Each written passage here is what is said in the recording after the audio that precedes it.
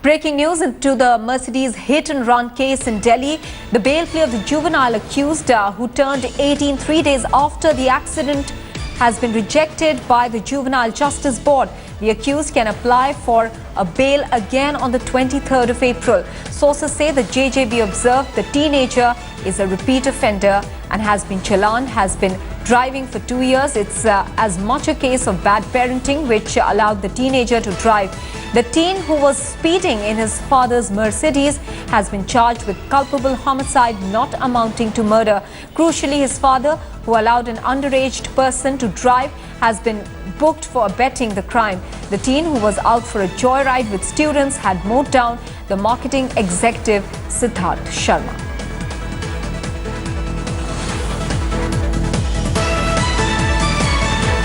All right, so the bail plea of the juvenile accused, who turned 18, remember, just 3 days after the accident, has been rejected by the Juvenile Justice Board. The next date on which he can apply for a bail is on the 23rd of April. This juvenile was involved in an accident that killed a 35-year-old marketing executive Siddharth Sharma. He was out on a joyride with his friends when this accident took place. Shiv Arur is now joining us with more details. Shiv, I understand that the JJB's grounds for rejection of this bail plea was based on the fact that revelations have now come forth that this juvenile was a repeat offender. That is correct. In fact, on India Today, we had reported these details during the course of our coverage of this very disturbing incident that happened earlier this month. Now, this teenager who was driving the Mercedes luxury car that killed Siddharth Sharma is someone who is known to be a repeat offender. He has driven his car rashly before as well. He's been challaned on a couple of occasions earlier for rash driving, for jumping red lights, etc. He's been driving for 2 years, which means he's been driving since he was 15 or 16. So, you know, a gross violation of the law already.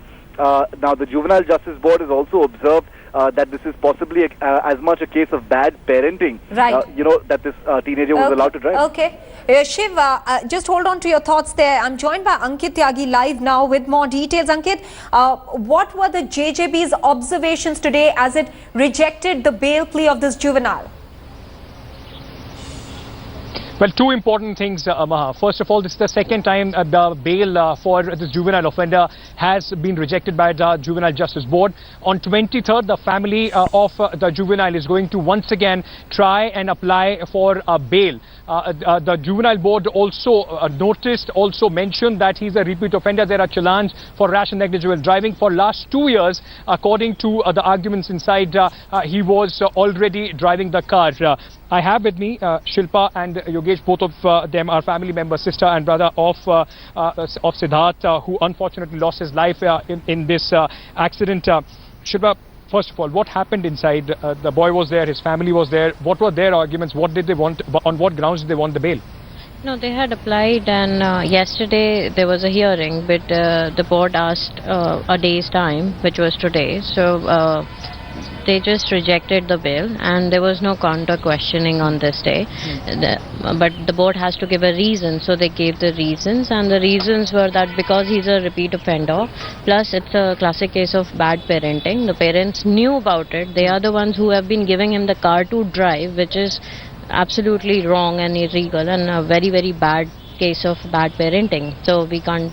They said that we can't give the bail right now. Yogesh, does it mean that going forward, do you look at it as a positive step? Does it mean that your case would be strengthened because they are going to try and apply for the bail? The father is already out on the bail. I think this is a good step because all we need is stricter laws on this. And the very fact that the board has said that since this has been happening for last 2 years, so we cannot give the bail, it really means that they have put up the thing that it is a case of bad parenting. At the same time, they were very well aware of it. So I think they're going in a very correct direction.